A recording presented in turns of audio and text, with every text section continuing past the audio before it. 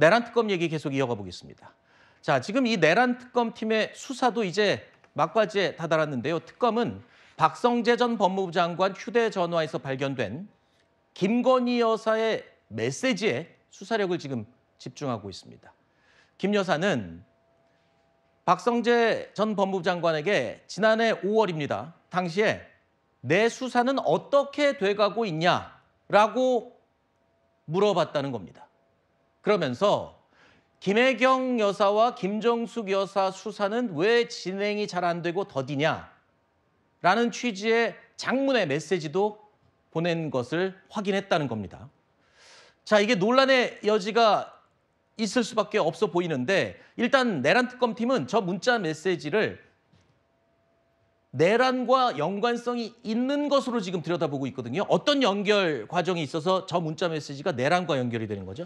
예를 들면 가장 최근에 이 여인혁 전 방첩사령관이 윤석열 전 대통령이 이 여소야대 상황을 극복하기 위해 내란을 해야 된다. 그러니까 비상계엄을 해야 된다라고 주장했다고 증언하지 않았습니까? 네. 이런 겁니다. 그러니까 여소야대 상황이 왜 지금 그 당시에 윤석열 전 대통령에게 안 좋은 상황이었는가? 계속해서 야당이 그 김건희 여사 특검법을 통과시키려고 했잖아요. 그러니까 네. 윤석열 전 대통령의 입장에서는 김건희 여사의 범죄 혐의를 덮기 위해서는 이 여소야대 상황을 어떻게든 극복을 해야 된다라는 마인드를 갖고 있었던 거고, 그렇기 때문에 그걸 극복하기 위해 계엄을 해야 되는 것 아니냐라고 여인영 전 방첩사령관을 비롯한 주요 인물들에게 그 얘기를 했다는 겁니다. 그런데 그렇게 해서 지금 우리가 본 문자가 작년 5월이잖아요. 5월 박성재 당시 법무부 장관에 전달이 된 이후에 결국 어떻게 됐습니까? 중앙지검 수사지휘부도 교체가 됐고요. 그리고 10월에는 결국 김건희 여사의 그 도이치모터스 주가 조작 의혹이 불기소 처리됐죠. 근데 그럼에도 불구하고 12월 2일 날 명태균의 황금폰이 공개될 수 있다라는 것이 명태균의 변호인으로부터 밝혀진 다음에 결국 12월 3일 날 비상계엄으로 이어졌습니다. 이런 이 전반적인 상황으로 봤을 때 내란 특검팀이 들여다볼 때는 결국 윤석열 전 대통령은 김건희 여사를 막기 위해, 김건희 여사에게 칼날을 겨루고 있는 이 수사를 막기 위해 무마하기 위해 전방위적인 노력을 펼쳤는데 네. 그걸 막을 수 없게 됐을 때 정말 최후의 수단으로 계엄까지 갔다. 이 논리를 구축할 수 있게 된 거죠. 그러니까 김건희 여사와 관련된 수사, 그 진행 상황, 그것도 역시 내란, 그러니까 계엄 선포를 하는 여러 가지 이유 중에 하나가 됐을 것이다. 이렇게 지금 내란 특검팀이 들여다보고 있다라 이렇게 해석이 됩니다.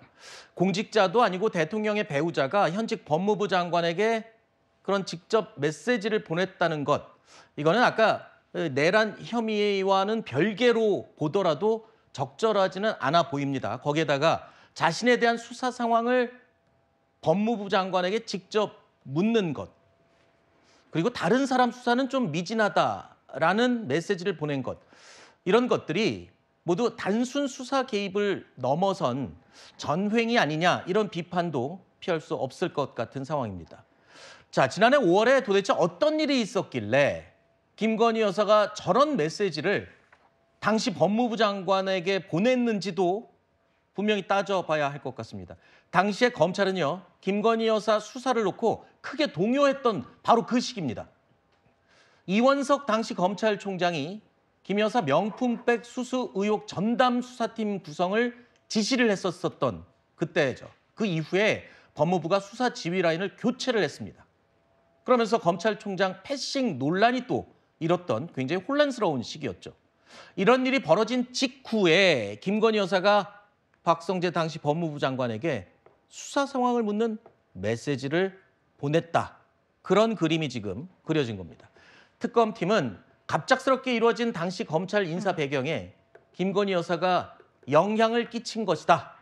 이렇게 보고 있네요. 영향을 끼친 거죠. 저 문자 이후에 문자를 전후로 해서 지휘부가 바뀌고, 그 당시에는 사실 이원석 검찰총장이 뭐 한동훈 대표와 가깝다 이러면서 윤석열 전 대통령의 뜻을 달리한다 뭐 이런 얘기도 뭐 있었고요. 네. 결국 윤석열 전 대통령이 검찰총장 출신으로서 본인이 갖고 있는 검찰에 대한 영향력, 그리고 법무부 장관에 대한 영향력, 이런 것들을 전방위적으로 활용해서 어떻게든 김건희 여사에 대한 이 수사를 무마시키기 위한 노력들을 했다는 것이 이 문자 하나로 드러난 겁니다. 그렇기 때문에 이런 것들이 단순히 그냥 영부인이 문자 하나 보냈다고 볼 것이 아니라 윤석열 정부가 어떻게 권력을 남용하면서 이게 한 개인의 이 수사를 덮기 위해 노력했는지가 전 드러난 거라고 봅니다. 알겠습니다. 그러면 아까 제가 말씀드린 것처럼 영부인이 법무부 장관에게 본인과 관련된 수사 상황을 묻는 것, 이게 적절하지 않은 건 누가 봐도 알겠습니다만, 지금 내란 특검팀이 들여다보고 있는 네. 그 동기와 내란의 원인과 연계되는 그 과정은 어떻게 보십니까? 이게 좀 합당하다고 보시나요? 좀 무리가 있다고 보시나요? 저는 지금 내란 특검이 제대로 수사를 못하고 있는 것이 아니냐라는 국민들의 질책, 그러면서도 연장이 되고 여기에 대해서 좀 어떻게 보면은 면피성으로 또 김건희 여사를 꺼낸 것이 아닌가라고 생각을 합니다. 지금 나오고 있는 문자 메시지 같은 경우는 작년 5월에 있었던 일이고 비상계엄은 반년도 더 지나서 있었던 일이거든요. 그리고 박성재 법무부 장관에게 본인의 수사 상황을 묻는 것은 저도 굉장히 부적절하다라고 생각을 합니다만 김혜경 여사와 김정숙 여사의 사건에 대해서 물어본 것을 보면은 본인에 대해서 정치적인 수사가 진행되고 있다라고 판단한 것이 아닌가라는 생각이 듭니다. 어쨌든 이러한 부분에 있어서 특검에서는 검찰의 인사이동에 김건희 여사가 개입한 것이 아닌가라고 보는 것 같은데 그렇다면 이런 혐의라면 김건희 특검에서 수사를 했었어야 되는 것이 아닌가라는 생각이 드는 것이죠. 왜냐하면 김건희 여사 때문에 윤석열 전 대통령이 비상계엄을 선포한 것이 아니냐라는 이야기는 처음부터 있었던 것입니다. 네.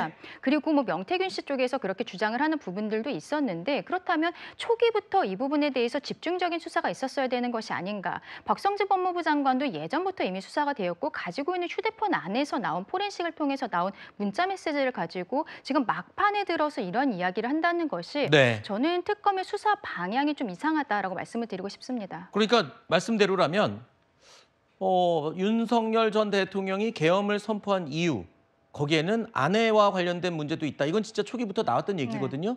그런데 다른 이야기들은 특검팀이 많이 공개를 했는데 하필이면 이렇게 뒤늦게 저런 본인의 수사와 관련된 내용을 특검팀이 이야기를 한다. 사실 휴대전화 압수하고 그런 거는 이미 더 오래됐잖아요. 글쎄요. 근데 포렌식 과정이 거쳐진 거고 포렌식을 통해서 왜냐면 이 문자 메시지가 처음부터 확보되지는 않았을 겁니다. 네. 포렌식이라는 과정을 거쳐서 나온 것이기 때문에 이것을 갑자기 뭐 좀 지금 궁색해진 상황이기 때문에 수사가 네. 미진한 상황이기 때문에 저는 꺼냈다고 보지 않습니다. 네. 그러니까 앵커께서 시작할 때부터 말씀하신 것처럼 지금 내란을 일으킨 그러니까 비상계엄을 일으킨 동기는 여러 가지가 있는데 네. 그중에 하나가 말씀하신 것처럼 처음부터 나왔던 결국 김건희 여사 수사 막으려고 했던 것 아니야? 이것도 하나의 요인으로 충분히 작용할 수 있고 네. 거기에 결정적 증거라고 또 볼 수도 있는 제가 아까 쭉 라인을 말씀드린 것처럼 거기에 박성재 법무부 장관의 부적절한 문자가 드러났기 때문에 네. 그중에 하나의 루트로서 그냥 검찰이 특검이 이 증거로서 활용한 것이다라고 좀 보면 될 거라고 알겠습니다. 말씀하신 특검팀의 그 개연성은 충분히 이해가 됩니다. 하지만 이게 법적인 판단에서 계엄의 사유 그리고 이 문자 메시지와 연결을 직접 시킬 수 있는지는 법정에서 또 따져보고 다퉈야 되겠죠. 좀 더 지켜보겠습니다. 수사가 더 진척이 되면 또 결정적인 증거가 나올 수도 있는 얘기고요.